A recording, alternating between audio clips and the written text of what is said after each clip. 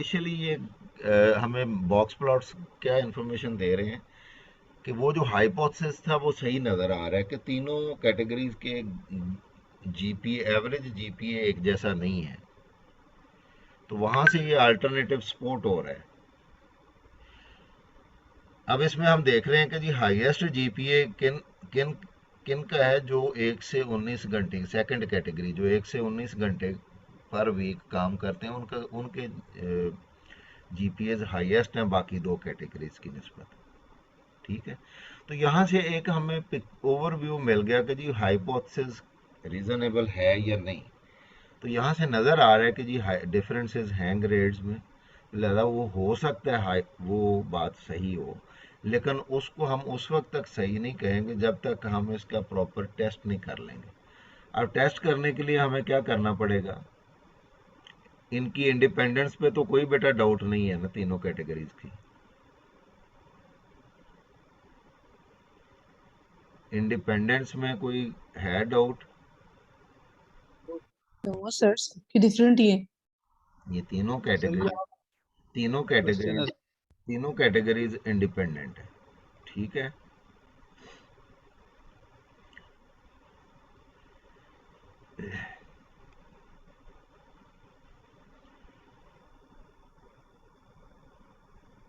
तो अब हम दूसरा क्या था, दूसरा अजम्पशन हाइपोथेसिस क्या होता है हमारा ये कंपैरिजन के लिए? पहला तो इंडिपेंडेंस था, दूसरा नॉर्मेलिटी। क्यों भाई?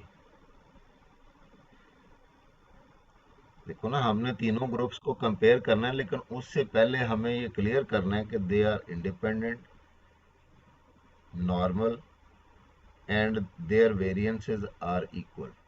यानी तीनों ग्रुप्स जो हैं वो इंडिपेंडेंट भी हैं, नॉर्मल भी हैं और उनकी वेरिएंसेस भी इक्वल हैं। वेरिएंसेस भी इक्वल। तो इंडिपेंडेंस में तो डाउट नहीं है, वो तो हम विजुलाइज कर सकते हैं कि ये तीनों वर्क कैटेगरीज इंडिपेंडेंट है। इंडिविजुअली हो रही है जी सर। ठीक है। दूसरी अब बेटा रह गई इसकी नॉर्मेलिटी। तो नॉर्मेलिटी के लिए क्या बताया था भला?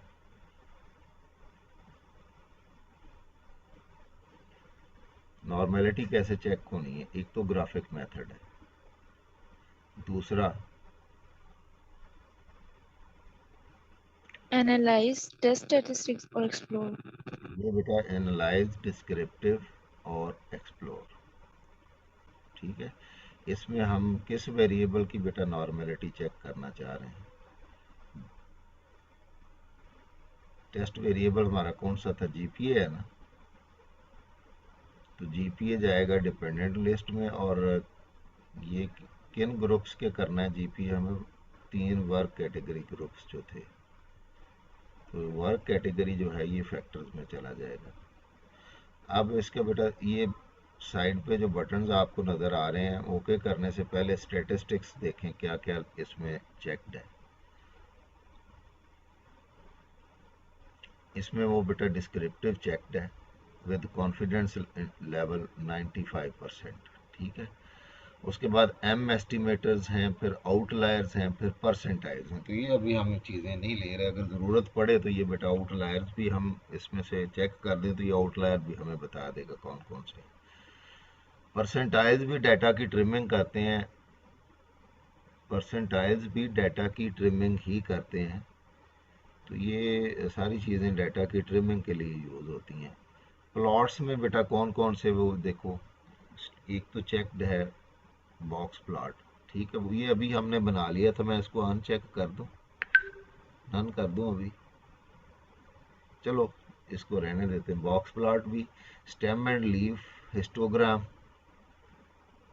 ये जो भी ग्राफ ले नीचे बेटा ये क्या लिखा हुआ है? Box and normality test cursor जहां पे है नजर आ रहा है? Yes sir. क्या लिखा हुआ है? Normality plots with tests. हाँ, नॉर्मेलिटी प्लॉट्स विद टेस्ट। तो यहाँ टेस्ट भी देगा आपको। इसको बेटा कंटिन्यू करना है, ऑप्शंस में चेक करें। ऑप्शंस में क्या exclude cases, exclude cases pair wise, तो इसको अभी छोड़ दें। तो पहले हमने इंडिपेंडेंस देख ली। बॉक्स प्लॉट हमें एक ओवरव्यू दे देते हैं कि हमारा अल्टर जो हाइपोथेसिस है वो जस्टिफाइड है या नहीं है।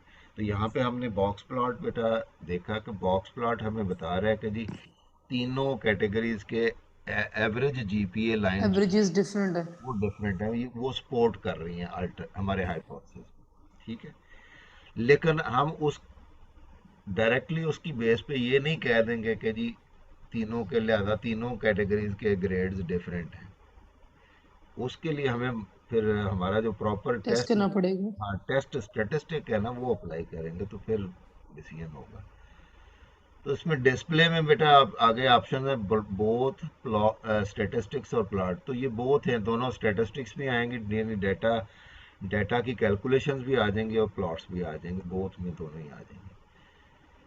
तो ये अब उसने हमें दे दिया बेटा, इसमें देखो केस प्रोसेसिंग समरी में तीनों कैटेगरीज के सैंपल साइज भी बता दिए, ठीक है, और इनके वैलिड केसेस भी बता दिए। उसके अलावा हर कैटेगरी का बेटा मीन देखो, पहली वर्क कैटेगरी जो थी 0 आवर्स वाली, उसका एवरेज जीपीए कितना है 2.88 जो हमारा सैंपल है।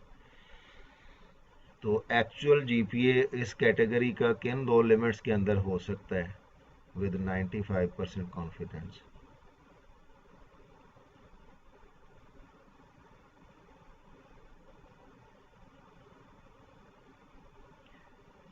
क्यों बेटा, को बता सकते हैं मुझे इस आउटपुट को देख के कि एक्चुअल जीपीए 2.7 और 2.9 के दरमियान 2.79 और 2.97 के दरमियान हो सकता है एक्चुअल जीपीए, ठीक है। और ऐसा होने के पॉसिबिलिटी कितनी है 95%। 5%। नीचे बेटा क्या लिखा हुआ है इसके बाद 5% ट्रिम्ड मीन। आपको इसको आउटपुट को बेटा पढ़ना भी आना चाहिए ना कि क्या क्या चीज़ें, किस चीज़ का क्या मीनिंग है। तो मीन जो है ये सैंपल का दिया हुआ है 2.88, ये बेटा सब्जेक्ट टू सैम्पलिंग एरर भी हो सकता है, ये रियल पिक्चर शो नहीं कर रहा होता हमें। हो सकता है रियल पिक्चर ही शो कर रहा हो, लेकिन हम इसको गारंटी से कुछ नहीं कह सकते इसके बारे में। अगर बेटा गारंटीड बात करनी है तो फिर कॉन्फिडेंस इंटरवल वो हमें बता रहा है कि जी 95% स्टूडेंट्स के जीपीए 2.79 और 2.97 के दरमियान हो सकता है, ठीक है। सो एक्चुअल जीपीए इस ग्रुप का 2.79 और 2.97 के दरमियान ही कहीं होगा। एग्जैक्टली क्या होगा वो तो हम नहीं अभी बता सकते, क्योंकि वो जब तक पॉपुलेशन डाटा नहीं होगा हम एक्चुअल जीपीए नहीं बता सकते, लेकिन उसका अंदाज़ा ज़रूर लगा सकते हैं कि वो कहाँ तक हो सकता है। नीचे उसके बाद 5% ट्रिम्ड मीन, ये जिसकी मैं बात अभी कर रहा था, ट्रिम्ड मीन, जी सर। ये बेटा इसने क्या किया 5% डाटा वैल्यू वो जो अपर एंड लोअर केसेस ने सर जिनको इसने कट किया। 5% का मतलब है 5% ट्रिम्ड मीन का मतलब है 2.5% इसने लोअर एंड से वैल्यूज कट कर दी और 2.5% ही अपर एंड से। 2.5% 2.5% स्मॉलेस्ट वैल्यूज और 2.5% लार्जेस्ट वैल्यूज, ये उसने लार्जेस्ट कट वैल्यूज। कर दी हैं दोनों एंड पे। तो बाकी जो एक्सट्रीम केसेस कट करके जो बाकी वैल्यूज बची हैं उनका मीन 2.87। अब देखो ट्रिमिंग करने के बाद ये मीन चेंज हो गया, पहले ये 2.88 था, अब ये 2.8775 हो गया, ठीक है।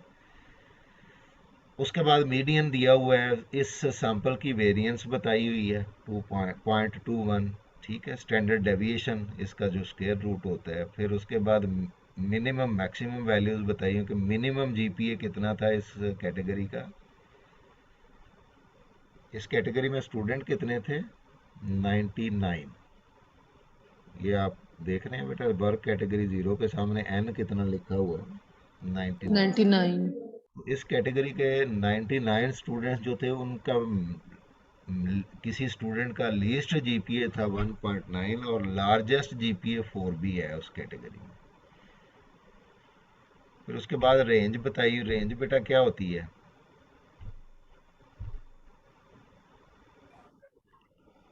रेंज क्या होती है? Difference between largest and smallest value. हाँ लार्जेस्ट, तो लार्जेस्ट जीपीए और स्मॉलेस्ट 4 - 1.90। फिर आगे इंटर क्वार्टाइल रेंज दी हुई है, ये क्या होती है? Inter quartile range. सर ये 50% जो बनता है Q2 हाँ, जो Q1 का जो 50% जो उनका डिफरेंस। परसेंट है ना, मिडल 50% यानी Q1 और Q3 का डिफरेंस होता है ये, फर्स्ट क्वार्टाइल और थर्ड क्वार्टाइल का डिफरेंस। Third quarter. फिर स्क्यूनेस आती है। ये स्क्यूनेस बेटा शेप के बारे में, ये बेल उसकी जो बेल शेप्ड होती है ना नॉर्मल, ये उसकी बेल शेप के बारे में स्क्यूनेस इंफॉर्मेशन देता है। तो ये जितना डेविएट करता जाएगा ज़ीरो से, उतना उसकी बेल शेपनेस जो है वो अफेक्ट होती जाएगी। ठीक है। कर्ट से उसकी पीक को रिप्रेजेंट करता है, जो कर्व होता है ना हमारा बेल शेप्ड कर्व, उसकी पीक को कौन रिप्रेजेंट करता है? कर्ट से। और स्क्यूनेस उसकी बेल शेपनेस को रिप्रेजेंट करता है। तो ये जीरो के करीब हो तो इसका मतलब है डिस्ट्रीब्यूशन बेल शेप्ड है। सर ये एक पॉइंट रीड करिएगा, ये जो आप बता रहे थे 95% कॉन्फिडेंस इंटरवल लेवल और ट्रिम्ड मीन के दरमियान जो डिफरेंस होता है। नहीं, मैं समझा नहीं कि क्या कह रहे हो। सर जो आप मीन का एवरेज बता रहे थे स्टार्ट पे ही, हाँ, ये कैसे आप कह रहे थे कि 2.788 और 2.9 के दरमियान जो वैल्यू होती है बेटा आप देखो ना, अपर। हमने देखा कि जी हमारा जो सैंपल है वो हमें बता रहा है कि जी वो स्टूडेंट्स जो जिनके वर्किंग आवर ज़ीरो, जो काम नहीं करते, उनका एवरेज जीपीए सैंपल का है 2.88। ठीक है सर। ठीक है। आगे। आगे यस है सर। उसका इसी इसी सैंपल से 95% के। हमें ये अगर कोई पूछे कि जी एक्चुअल जीपीए, तो सैंपल का है ना, सैंपल का रिजल्ट एक्चुअल तो नहीं ना होता। Yes sir. हमें एक्चुअल यानी म्यू का अगर पता होता ना, इस कैटेगरी का म्यू क्या है, पॉपुलेशन मीन, तो फिर तो हमें ये कुछ भी करने की ज़रूरत नहीं थी। अब वो म्यू अननोन है, ठीक हो गया। हम उसको एस्टिमेट कर रहे हैं। एक एस्टिमेट तो उसका हो गया सैंपल मीन। तो यानी हम कह सकते हैं कि जी एक्चुअल म्यू एवरेज तो हम इनकी नहीं जानते, एवरेज जीपीए क्या होगा, लेकिन वो 2.88 के करीब हो सकता है। क्योंकि ये सैंपल से आई है इसलिए हम इसके बारे में श्योर नहीं है कि ये एक्चुअल जीपीए से कितनी छोटी या कितनी बड़ी फिगर होगी। कॉन्फिडेंस इंटरवल हमें क्या बताता है? कि हम इस बारे में इतना श्योर अब है कि भी ये। अब भी हम ये नहीं कह सकते कि एक्चुअल जीपीए क्या होगा उनका, यानी पॉपुलेशन जो है ये स्टूडेंट्स की जो जीरो वर्क कैटेगरी वाली है, इस पॉपुलेशन का म्यू क्या होगा हम नहीं बता सकते, श्योरली नहीं बता सकते क्या होगा जब तक वो डाटा नहीं हमें मिलेगा। सैंपल से बेटा हम उसको एस्टिमेट कर सकते हैं। तो अंदाज़न हमारा अंदाज़ा ये है कि जी वो एक्चुअल जीपीए जब भी कभी मिलेगा वो 2.78 और 2.97 के दरमियान ही उसका आंसर होगा।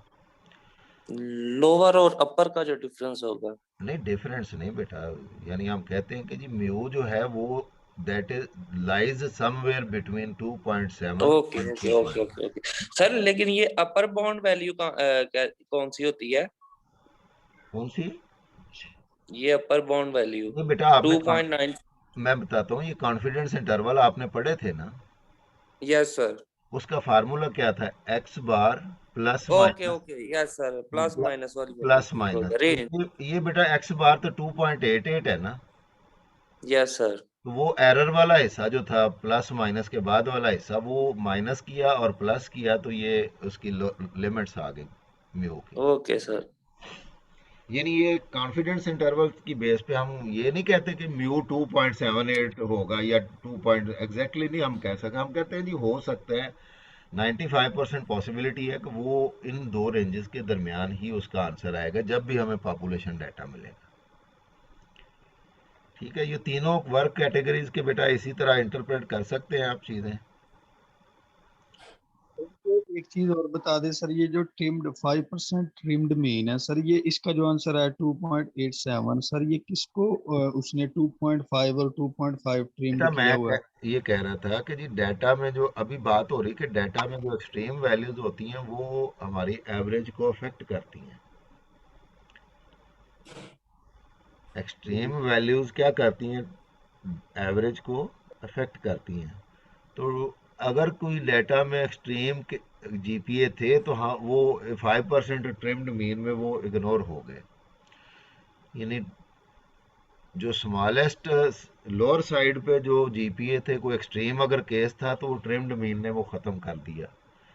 लार्जेस्ट साइड पे तो था तब भी इसने उसको उसको ओमिट करके तो बाकी जो नॉर्मल जीपीए थे उनकी एवरेज फाइल बताई। तो ट्रिमिंग, डाटा की ट्रिमिंग उस वक्त बेटा करने की ज़रूरत पड़ती है जब डाटा में एक्सट्रीम केसेस हों। एक्सट्रीम केसेस आपको मिसलीड कर सकते हैं, लिहाजा हम फिर डाटा की ट्रिमिंग कर लेते हैं। ट्रिमिंग करने से ये होता है कि जो एक्सट्रीम केसेस हैं उनकी काट छांट हो जाती है, नॉर्मल वैल्यूज बाकी बच जाती हैं। ये क्लियर हो गया? सर ये ट्रिमिंग किस तरह करेंगे? ट्रिमिंग बेटा यही है ना, छोड़ देते हैं वो वैल्यूज, दोनों एंड से छोड़ देते हैं। 5% ट्रिम्ड मीन का नहीं मतलब है, 5% का मतलब है टोटल डाटा में अगर 100 वैल्यूज थी ना, 25 ऊपर से 25 नहीं नीचे नहीं से। नहीं नहीं नहीं 5% ट्रिम्ड मीन का मतलब वो बॉक्स प्लॉट जो है वो 25-25 दोनों एंड से छोड़ता है। 5% ट्रिम्ड मीन का मतलब है 100 वैल्यूज हैं तो उसमें से 2.5 5% वो दोनों एंड से कट कर देगा। जैसे सर उधर स्टैंडर्ड एरर लेते थे 95%। जहाँ पे स्ट्रीमिंग लेनी है हमने। ट्रिमिंग का बेटा, ये ट्रिमिंग की देखो ना, ट्रिमिंग की जरूरत क्यों पड़ती है? आप अपने बालों की ट्रिमिंग कब करवाते हैं? जब वो सर बढ़ जाते हैं। और जब जब उसके वो इफेक्ट कर रहे हैं। अनइवन हो जाते हैं ना, अनइवन हो जाते हैं, कहीं से बड़े हो गए कहीं से छोटे हो गए हैं, तो आप फिर ट्रिमिंग करवा लेते हैं उनको बैलेंस करने के लिए। तो ये डाटा को बैलेंस करने के लिए बेटा उसमें जो फॉल्ट आते हैं ना, फॉल्ट एंड्स पे ही होते हैं, फॉल्ट दरमियान में नहीं होते। डाटा के फॉल्ट होते हैं दोनों एंड्स पे। तो सर ये ट्रिमिंग करके जो 5%, तो वो जो कह रहा है कॉन्फिडेंस इंटरवल वो 95% वो ट्रिमिंग करके वो कह रहा है नहीं 95% नहीं नहीं कॉन्फिडेंस नहीं, इंटरवल। वो उसने उसने ट्रिमिंग नहीं की, वहां पे सब कुछ शामिल किया। वो मीन की बेस पे है, वो 2.88 की बेस पे आया है। 2.88 प्लस माइनस वो जो आता है जी सिग्मा एक्स बार या टी सिग्मा एक्स बार। जी ठीक हो गया सर। ठीक है ना? सर अगर ट्रिमिंग की परसेंटेज चेंज करनी हो, फॉर एग्जांपल 10% करना हो या हो 20% जाती करना है, हो, तो वो कैसे? हो जाती है, वो हो जाती है। उसमें फिर पता क्या करते हैं, उसमें परसेंटाइल्स, ये 5% तो इसने कर दी ना। अगर आपने 10% करनी है तो वो आपको ना P5 और P5 और P95 परसेंटाइल्स, तो 5% पहले वाला, 5% ऊपर वाला, ये कट करने में P5 और P95 निकालना पड़ता है। तो वहाँ पे जो परसेंटाइल हमें देखे थे ना इसके डिस्क्रिप्टर में जो आया था, वो वही चीज़ करते हैं। अच्छा, अब इसकी नॉर्मेलिटी की तरफ आ जाए। इंडिपेंडेंस हमारा चेक्ड है, नॉर्मेलिटी दो टेस्ट देता है ये नॉर्मेलिटी, कोमोग्रोव और शिपायरो। तीनों ग्रुप्स की नॉर्मेलिटी बेटा देखो, ई वैल्यूज क्या आ रही हैं, लेवल ऑफ सिग्निफिकेंस से आई आ रही है ना। सर स्लाइड शेयर नहीं हुई। नहीं स्लाइड नहीं, मैं तो SPSS आउटपुट शेयर किया हुआ है। हो गया सर, अब हुआ है। सर आ रहा है नजर। सर आ रहे हैं नजर जी। तो ये देखो तीनों पी वैल्यूज बेटा, कोई एक टेस्ट देख लो, कोमोग्रोव ही सर देख। कोमोग्रो की पी वैल्यू सेम आ रही है 2 नहीं सेम आए या ना आए कोई ये जरूरी नहीं है, बाई चांस सेम तीनों ग्रुप्स की आ रही है। अगले में देखो दूसरा टेस्ट जो है शपायरो, वो उसमें मुख्तलिफ है पी वैल्यूज तीनों ग्रुप्स की। Yes sir. Sir greater than alpha. अब हमने अगर हमारा अल्फा 0.05 है तो ये तीनों पी वैल्यूज हाई हैं। ग्रेट। ठीक है, सो हम कह सकते हैं कि जी नॉर्मेलिटी वायलेट नहीं हो रही। अगर ये पी वैल्यूज अल्फा से कम होती तो फिर जिसकी कम थी वो उसकी हम कहते कि जी वो नॉर्मेलिटी से डेविएट कर रहे हैं। सर आपने कहा था कि अगर तीनों जो है ना डाटा में से किसी एक की भी कम हो तो समझो टोटल डाटा नॉर्मल नहीं है। हाँ वो फिर बेटा हम चूंकि वेरिएबल तो हमारा एक ही है ना जीपीए, वो तो आगे हमने उसके 3 हिस्से किए हैं तो तो फिर सर आप हाँ कैसे कह रहे हैं कि हम कहेंगे फिर एक बेटा में एक में डाटा नॉर्मल नहीं है? वो बेटा फिर पी वैल्यू जिसकी आएगी ना कम, वो इसका मतलब है वो ग्रुप डेविएट कर रहा है नॉर्मेलिटी से, या तो फॉर फिर एग्जांपल सर अगर 1 to 90 आवर्स जो स्टूडेंट्स काम करते हैं उनकी पी वैल्यू 0% आ जाती है, हाँ तो कहेंगे जो ये ग्रुप का डाटा है वो अब नॉर्मल होगा, नॉर्मल हाँ नहीं है। इसका मतलब इस ग्रुप के जो जीपीए हैं वो नॉर्मल नहीं है, इस ग्रुप के तो सर जीपीए इस नॉर्मल नहीं इसका है। टोटल डिसीजन कैसे करेंगे वो फिर टोटल डिसीजन पूरे बेटा का? फिर ये वाला टेस्ट नहीं लगेगा जो हम one way analysis of variance कर रहे हैं ना, फिर ये नहीं लगेगा। फिर उसके नॉन पैरामीट्रिक टेस्ट है, वो इधर ही मैं आपको दिखाता हूँ। अगर ये इसमें ये देखो टैब आपको एनालाइज में नजर आ रही है नॉन पैरामीट्रिक टेस्ट की, Yes, sir. इसमें देखो जी कौन सर। कौन से हैं। ये पहला काई स्क्वायर है, दूसरा बाइनोमियल है, रन टेस्ट है, ये रैंडमनेस के लिए होता है रन टेस्ट, फिर वन सैंपल केएस,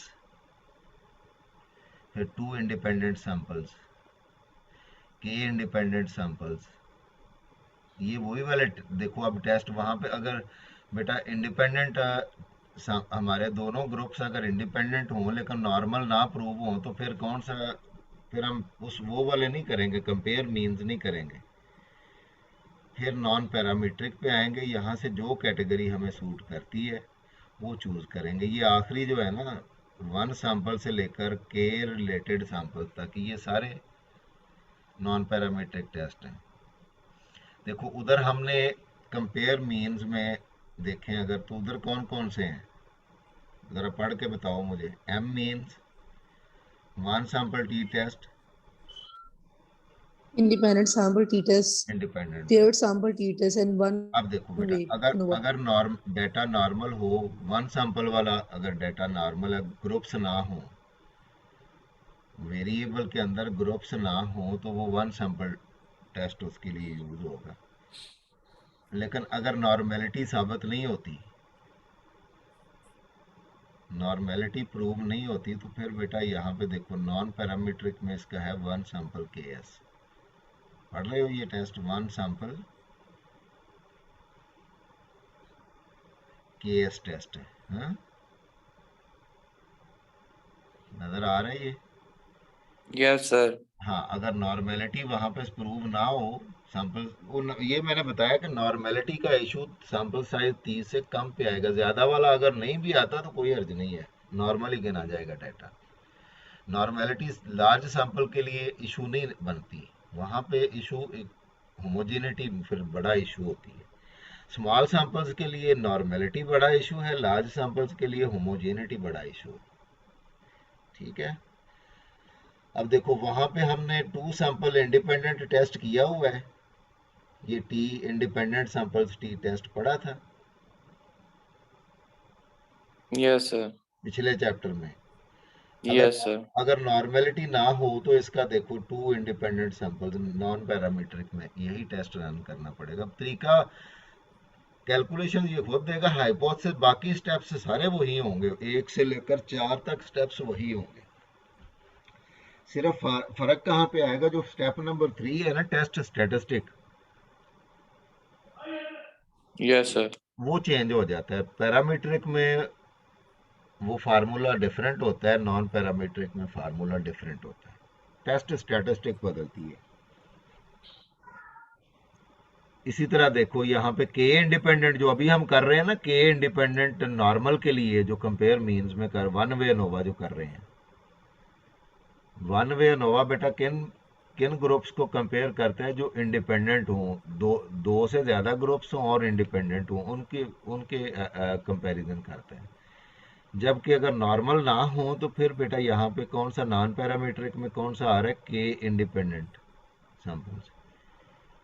फिर वहाँ पे आपने पैरामीट्रिक में डिपेंडेंट सैंपल रिपीटेड मेजर्स के लिए पढ़ा था, टू सैंपल डिपेंडेंट टेस्ट पढ़ा था ना, पेयर्ड। सर जी जी इस बात की समझ नहीं आ रही, अगर हमारे क्वेश्चन के अंदर ग्रुप वेरिएबल्स ना हो तो हम वन सैंपल करते हैं, अगर वो उसका जो नॉर्मल नहीं है 30 से कम है तो बेटा वन सैंपल टेस्ट। मैंने बताया, नहीं नहीं, वन सैंपल नहीं, वन सैंपल हो तो ये देखो दोनों तरफ ही है, वन सैंपल इधर भी है, वन सैंपल नॉर्मल वाले केस में वन सैंपल टी टेस्ट पड़ा था, और नॉन नॉर्मल में यहाँ पे बेटा वन सैंपल केएस टेस्ट होता है उसका। जी जी सर जी। ठीक है, इसी तरह नॉर्मल केसेस में टू सैंपल टेस्ट हो तो फिर टी यू टेस्ट यूज होता है इंडिपेंडेंट सैंपल्स वाला। Independent sample. लेकिन अगर नॉर्मेलिटी ना हो तो फिर बेटा यहाँ पे two independent samples non parametric में भी है, इन दोनों का टेस्ट स्टैटिस्टिक डिफरेंट होता है, कैलकुलेशन गॉट का मेथड डिफरेंट। आगे समझ गई आगे आगे। समझ, ये बेटा सारे टेस्ट उधर जो मौजूद है ना पैरामीट्रिक में, कंपेयर मीन्स में जो टेस्ट मौजूद है वो सारे के सारे उधर भी होते हैं। सिर्फ नॉर्मेलिटी अगर ना हो तो फिर हम कंपेयर मीन्स वाला नहीं करते, फिर हम किस तरफ चले जाते हैं, नॉन पैरामीट्रिक की तरफ चले जाते हैं। तो यहाँ पे बेटा तीनों ग्रुप्स नॉर्मल हो गए, क्यों भाई? लेकिन सर आपने कहा था एफ और टी टेस्ट हमारे पैरामीट्रिक टेस्ट ही होते हैं, बेटा सिर्फ हमने नॉर्मलिटी को देख के ही हमने करना है कि नॉन पैरामीट्रिक है। हाँ नहीं, उस वक्त अब पहले तो ये देखो ना, हमने इंडिपेंडेंस चेक की, अब नॉर्मेलिटी चेक कर रहे हैं, नॉर्मेलिटी नहीं होगी तो फिर हम बेटा वन वे नहीं करेंगे, फिर हम नॉन जी पैरामीट्रिक। सर वो मुझे समझ आएगी, लेकिन ये टी टेस्ट और एफ टेस्ट और ये बताते खुद तो पैरामीट्रिक टेस्ट ही होते हैं ये ना। पैरामीटर ये उस वक्त अप्लाई ये होंगे जब ये बेटा ये नॉर्मेलिटी टेस्ट पास करेंगे तो। यस सर, अगर ना हो फिर हम नॉन पैरामीट्रिक की फिर तरफ हम जाएंगे, नॉन, अदरवाइज नहीं। अब देखो यहाँ पे सही। हमारा, यहाँ पे हमारा जो पहला इंडिपेंडेंस वाला तो उसको था ना, नॉर्मेलिटी चेक टेस्ट किया है, नॉर्मेलिटी में देखो कि ये तीनों ग्रुप्स नॉर्मल हैं, नॉर्मेलिटी को वायोलेट नहीं कर रहे, क्योंकि पी वैल्यूज हाई आ गई ना अल्फा से, कोई एक पी वैल्यू भी अल्फा से कम आ जाए तो फिर हम कहेंगे कि जी हमारा ये वेरिएबल जीपीए जो है ये नॉर्मेलिटी को वायोलेट कर रहा है, लिहाजा हम पैरामीट्रिक टेस्ट नहीं लगा सकते। फिर हम किस तरफ जाएंगे, अब यहाँ से हम फिर अगला टेस्ट जो रन करेंगे वो देखो सर अब। जी इसको बस एक्सप्लेन कर दें, ये टेस्ट ऑफ नॉर्मेलिटी को हम किस तरह करते हैं, इसको मतलब इसमें से क्या क्या चीजें देखते हैं, क्या करते हैं? बेटा नॉर्मेलिटी हमारा अजम्पशन होता है, देखो हम तीन वर्क कैटेगरीज को कंपेयर करने जा रहे हैं तो उसके लिए पहली शर्त थी कि वो तीनों इंडिपेंडेंट हों, अगर इंडिपेंडेंट नहीं होती तब भी बेटा उसका हल है रिपीटेड मेजर्स वाला, नॉर्मेलिटी ज्यादा क्रिटिकल है और नहीं होमोजीनियस। आई मीन सर जी ये जो सामने आया है ना ग्राफ हमारे सामने है, इसको इसमें से क्या क्या चीजें किस तरह देखनी है, मतलब जैसे आप कह रहे हैं ना स्टैटिस्टिक 0.73 डिग्री फ्रीडम 99 है और इसमें पी वैल्यू 0.200 है, बेटा देखो इसको किस तरह पढ़ते हैं? मैं जी बताता हूँ, हमारा नॉर्मेलिटी टेस्ट जो है इसमें नल हाइपोथेसिस हमारा ये है कि all the three work categories are normal, तीनों वर्क कैटेगरीज क्या हैं, नॉर्मल है, ठीक है। Alternative at least one of the work category is not normal.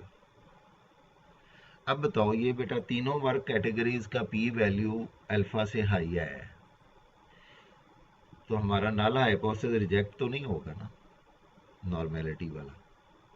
Yes sir. तो हम कहते हैं कि जी हमारी तीनों वर्क कैटेगरीज जिनका हम जीपीए कंपेयर करने जा रहे हैं वो तीनों वर्क कैटेगरीज नॉर्मल है, ठीक है। वैसे भी आप देखो, नॉर्मल है, हाँ वो नॉर्मल है बेटा, पी वैल्यू ठीक हाई, होगी। देखो ना पी वैल्यू अल्फा से हाई हो तो फिर एच नॉट रिजेक्ट होता है ना, यस यस सर। सर। तो normality sir P value alpha से हाई हो एच नॉट रिजेक्ट नहीं होता। बेटा पी हाँ ग्रेटर हो तो पी रिजेक्ट नहीं वैल्यू होता, बेटा, स्मॉलर हो तो रिजेक्ट करते हैं। बेटा पी वैल्यू छोटी हो तो फिर रिजेक्ट होता है ना, पी वैल्यू बड़ी हो तो फिर एच नॉट रिजेक्ट नहीं होता। पी वैल्यू अल्फा से बड़ी हो तो एच नॉट रिजेक्ट नहीं होता, जी सर जी। छोटी हो तो रिजेक्ट होता है। तो यहाँ पे देखो एच नॉट मैंने कहा है कि हमारा क्या है कि all the three work categories are normal, ये रिजेक्ट होगा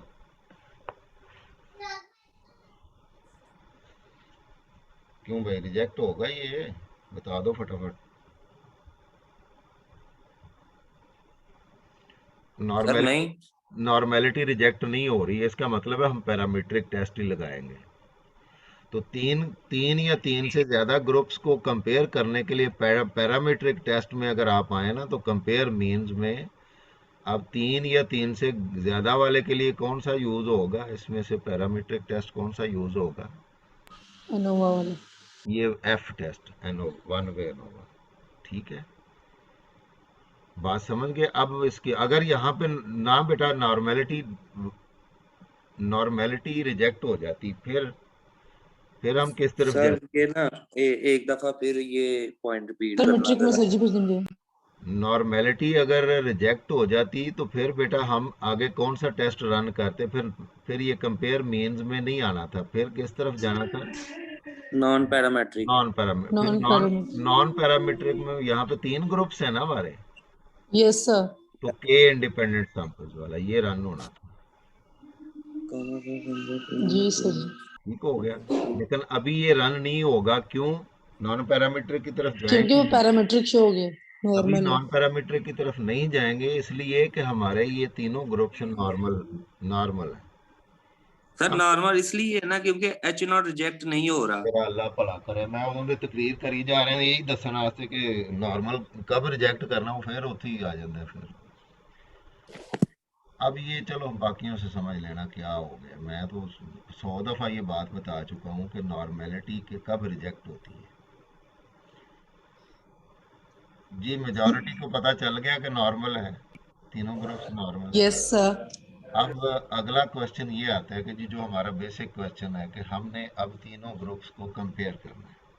ठीक है, कंपेयर करने के लिए ये तय हो गया कि नॉन पैरामीट्रिक टेस्ट नहीं लगना, कौन से लगने हैं?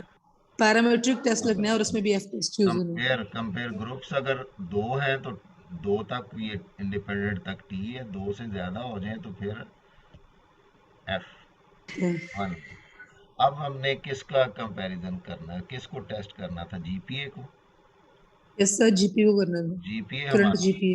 जीपीए हमारा डिपेंडेंट लिस्ट में चला जाएगा, फैक्टर के फैक्टराइजेशन के हिसाब से कर रहे हैं, वर्क कैटेगरी के हिसाब से।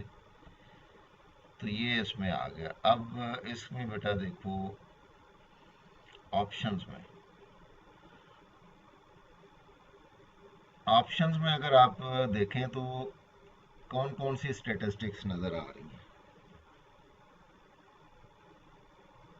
फिक्स्ड एंड रैंडम इफेक्ट है। डिस्क्रिप्टिव है, होमोग्राफ। डिस्क्रिप्टिव पहले नंबर पे, डिस्क्रिप्टिव फिर फिक्स्ड और रैंडम फिर होमोजीनिटी। तो अभी हमें यहाँ पे बेटा कौन सी चीज चाहिए? इंडिपेंडेंस हो गई है, नॉर्मेलिटी भी चेक हो गई है ना, यस सर। तीसरा क्या था? होमोजीनिटी। Yes sir. तो नॉर्मेलिटी से आगे बेटा, नॉर्मेलिटी से आगे पैरामीट्रिक टेस्ट तो लगना है। अब पैरामीट्रिक टेस्ट कौन सा लगना है, ये होमोजीनिटी वाला करेंगे तो ये खुद ही वहां पे ऑप्शंस आ जाते हैं। इसको मैंने चेक कर दिया, होमोजीनिटी ऑफ वेरिएंसेस। ठीक है, अब इसको मैं ओके करूंगा तो ये रिजल्ट्स आपके पास आ गए। ये जनाब होमोजीनिटी में क्या आ रहा है, ये वाला आ रहा है, पहला लेबनिज स्टैटिस्टिक आ रही है एफ, ये भी एफ होता है। बताओ इसकी पी वैल्यू क्या आ रही है? 0.662। तो हमारा इसमें होमोजीनिटी वाला जो है, इसमें हमारा नल हाइपोथेसिस क्या होता है?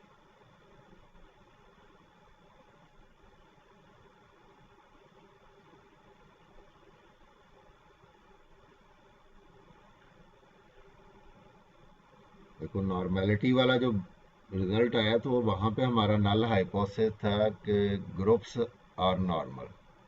ठीक है, यहाँ पे क्या होगा बेटा, तीन ग्रुप्स है ना, तो होमोजेनिटी ऑफ वेरिएंसेस का मतलब क्या है कि हम वेरिएंसेस को कंपेयर कर रहे हैं। ये टेस्ट वेरिएंसेस को कंपेयर करता है तीनों ग्रुप्स की। क्या होगा हमारा नल तो टेस्ट ऑफ होमोजेनिटी में हमारा नल हाइपोथेसिस क्या होगा, फटाफट बताओ।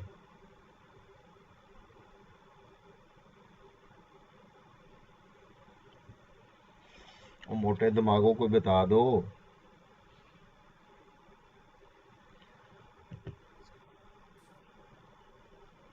बेटा यहाँ पे हमारा नल हाइपोथेसिस है कि variance of first group, second group and third group are same,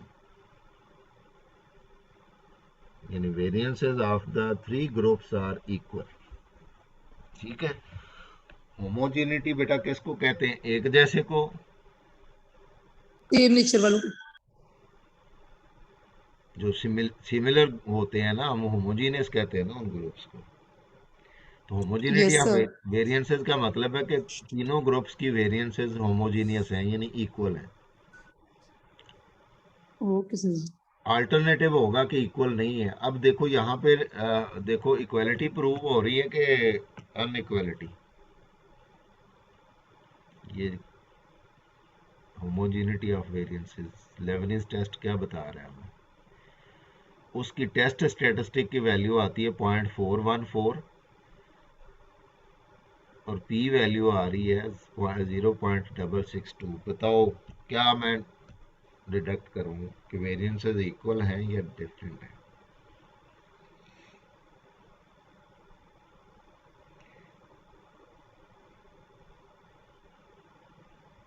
नहीं पता तो तब भी बता दो मुझे, मैं बोल नहीं सर, कोई नहीं नहीं पता सर जी। बेटा मैं अभी बता तो रहा हूँ कि टेस्ट ऑफ होमोजेनिटी में हमारा नल हाइपोथेसिस क्या होता है कि variances of the 3 groups are equal. Are equal. तो पी वैल्यू क्या आ रही है? अल्फा से बड़ी आ रही है कि छोटी आ रही है?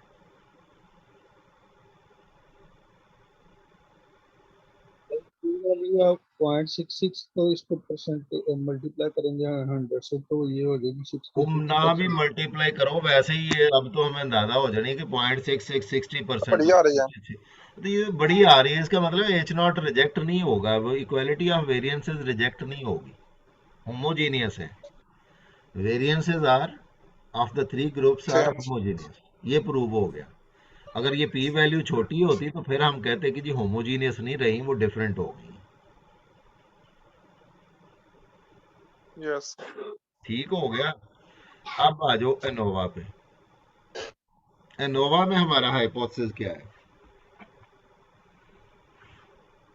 अब देखो असल हमारा हाइपोथेसिस ये था एनोवा कि म्यू पहले ग्रुप का मीन, दूसरे ग्रुप का मीन और तीसरे ग्रुप, तीनों ग्रुप्स का एवरेज जीपीए सेम है। ये है हमारा नल हाइपोथेसिस।